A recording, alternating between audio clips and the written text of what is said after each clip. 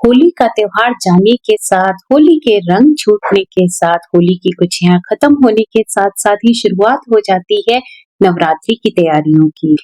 इस पूजा की तैयारी हम सबको बहुत पहले से करनी पड़ती है और बहुत सारी चीज़ें अगर पहले से करके रख ली जाएँ, तो चीज़ें काफ़ी ईज़ी हो जाती हैं, पूजा में असुविधा नहीं होती है, बहुत टाइम नहीं लगता है। तो पूजा की तैयारियों के लिए सबसे पहले आइए बनाते हैं हवन सामग्री। तो चलिए फिर शुरू करते हैं एक शुद्ध सात्विक संपूर्ण हवन सामग्री को बनाना। और इसकी शुरुआत होती है सबसे पहले उस जगह की सफाई से जहाँ पर हमें ये हवन सामग्री बनानी है। इसके बाद हमें जरूरत होगी एक बड़ी परात की। अब इस परात में लें एक सिंपल हवन सामग्री जो हमें पर किसी भी पूजा की दुकान पर आसानी से मिल जाती है।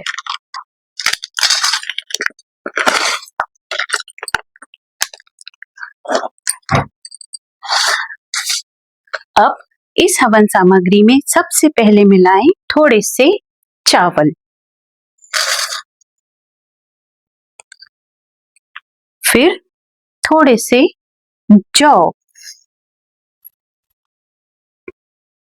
इसके बाद थोड़ी सी पीली सरसों, थोड़े से काले तिल,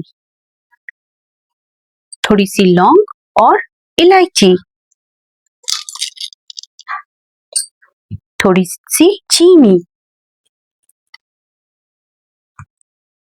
थोड़ी सी गूगल। इस गूगल को हम पीस कर इसका पाउडर जैसा बनाकर यूज करेंगे।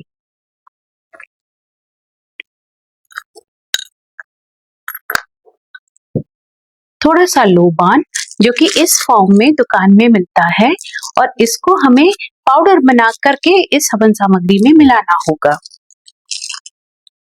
थोड़ी सी जावित्री, थोड़ा सा भीमसेनी कपूर। ये कपूर बिल्कुल शुद्ध होना चाहिए और शुद्ध कपूर की पहचान ये है कि जब हम इसे जलाते हैं तो इससे कोई लिक्विड नहीं बनता, ये सॉलिड कपूर सीधे हवा में उड़ जाता है। हवन सामग्री बनाते समय इस कपूर को भी हम पाउडर बनाकर पाउडर के रूप में यूज करेंगे।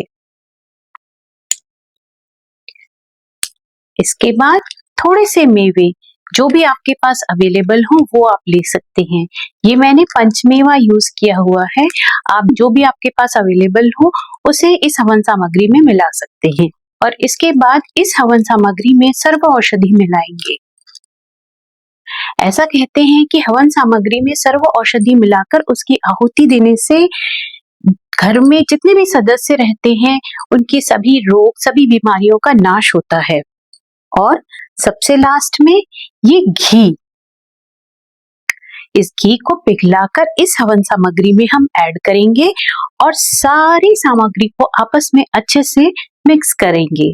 और विश्वास कीजिए कि जब नवरात्रि में आप इस हवन सामग्री से माँ के नाम की आहुति देंगे हर रोज, तो इससे न केवल आपका घर शुद्ध होगा, आपका मन शुद्ध होगा, आसपास के एटमॉस्फेयर में बिल्कुल एक नई ही पॉजिटिविटी आएगी और डेफिनेटली जो भी आपकी विश है, जो भी आपकी मनोकामनाएं हैं, वो भी पूरी होंगी।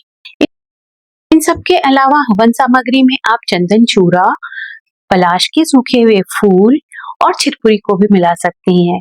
मेरे पास अभी इन तीनों चीजों में से कुछ भी अवेलेबल नहीं था, इसलिए मैं आपको इनकी पिक्चर नहीं दिखा पा रही हूँ। इस सारी हवन सामग्री की लिस्ट को मैं कैप्शन में डाल दूंगी, आप इसे किसी भी पूजा की दुकान से परचेज कर सकते हैं और इन सबको मिला के एक बहुत ही दिव्य और बहुत ही संपूर्ण हवन सामग्री अपने घर में प्रिपेयर कर सकते हैं।